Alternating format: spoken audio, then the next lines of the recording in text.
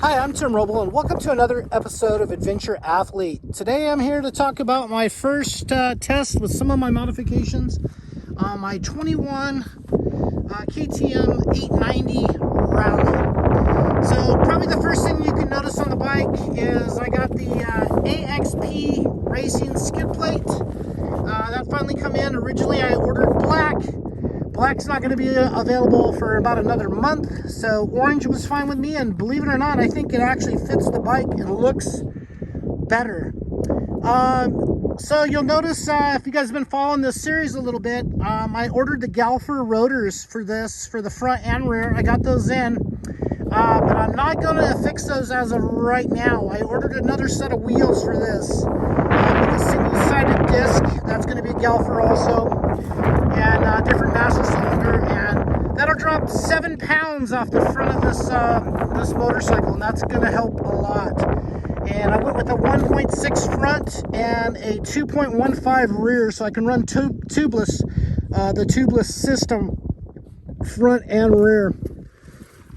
So one of the first things that I did with this build is I took 3 inches off the Akrapovic exhaust and put that all back together. Gives it a little shorter, better look, in my opinion, and it really didn't hurt the sound hardly at all. I thought it would end up making it a little louder, but it didn't. Maybe by just a few little bit. I couldn't even notice a difference. Rottweiler Performance. I have their tail tidy, which incorporates a brake light down low that ties into the factory, and then you got the blinkers left and right. Now, the blinkers got to be separated, I think something like 10 inches off the bike, so not exactly legal, but legal enough for what I'm doing. Primarily, this bike is going to be used transfer sections from road to off-road. I'm going to use this more of a training bike to stay in shape. And got a couple of events that I'll do on it. I'm going to do LA B2V next year. That looks like a super fun thing that I've never got to do. And then I'm going to try, if I can get everything set up right, try to do a Big Bear on the bike, the dual sport ride, which is pretty gnarly. I have 3 plaques out of 4 attempts, and it's a tough ride. I'll call it a ride. It's not a race, but it really is a tough ride, and it'll be really difficult to achieve on this motorcycle. So one of the things that I replaced on this thing immediately was I got rid of the stock handguards, and I put the highway dirt bike handguards on. These have a flip away mirror, and they work really well. So you can actually nest these into a pocket when you're off-road, and they don't really interfere, and actually you can see really well out of them. Like that. They come with a beefed up top clamp, and then I push it lock on that. Power Cell Performance sells this fuel cap replacement. Nice bullet.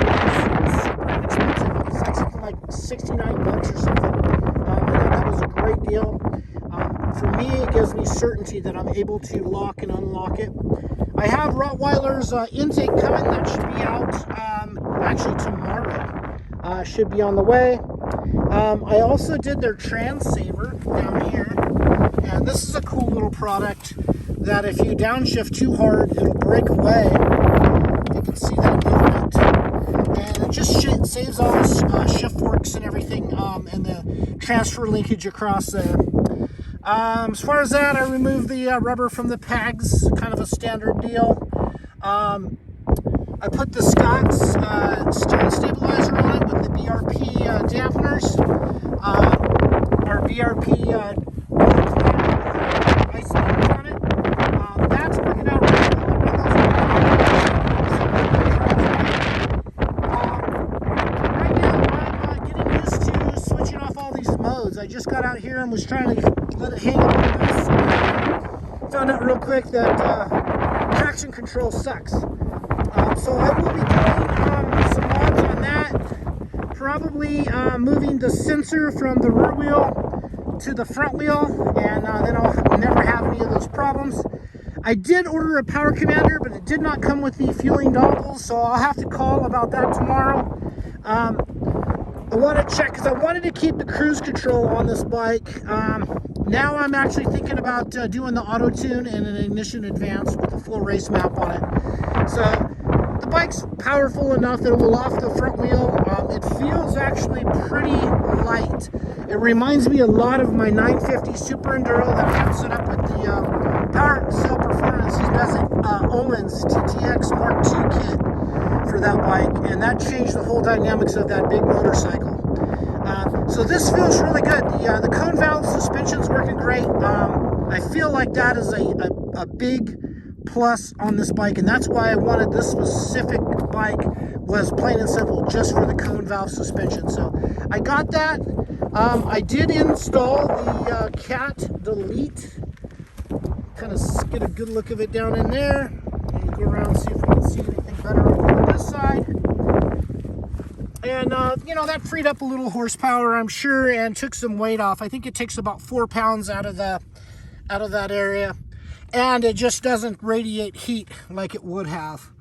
Other than that, I did this. Who makes that?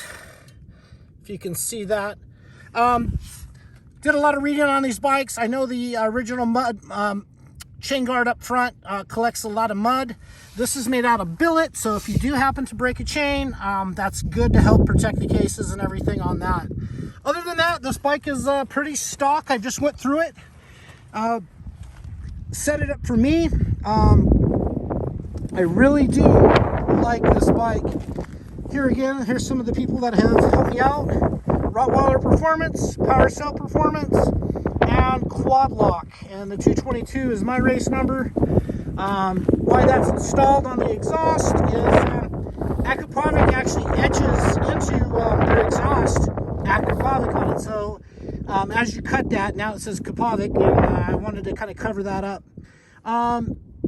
Being how I'm looking now in the performance and sound and everything, I may just equalize out the distance here. I may do another cut and re-put it back together. But these are really tough to do. In the past, I've always noticed that Aquapovic is probably the hardest to put back together once you drill out all the rivets. I never can get that band back on. I'm sure someone's done it. I haven't had any luck doing that. But put it back together. I think it looks sharp. I just would kind of like it now to look maybe another 2 inches or so, just so it's equal in between these spacing and look more like a rally type exhaust. But that's going to be it for now. I'm super happy with the motorcycle. Blessed to get one, and now let's just go out and train and ride it and stay healthy and try to stay upright. So anyway, that's going to be it for now. I'm certainly appreciate each and every one of you guys for watching. I love the comments. Hit me up down below. You want to know something about me or something about the bike, hit me up. You're going to see a lot more review and riding videos. I got a brand new drone coming that actually tracks you, so I'm looking forward to getting that. And I just got a new Hero GoPro 9, so we'll get that installed right here in the Pro Shot and start getting some documenting some trails and doing some fun things out on the bike. See where I ride and how I do it. Anyway, that's going to be it for now. Thank you guys so much for watching. I'm Tim Roble, and I'll catch you here next time.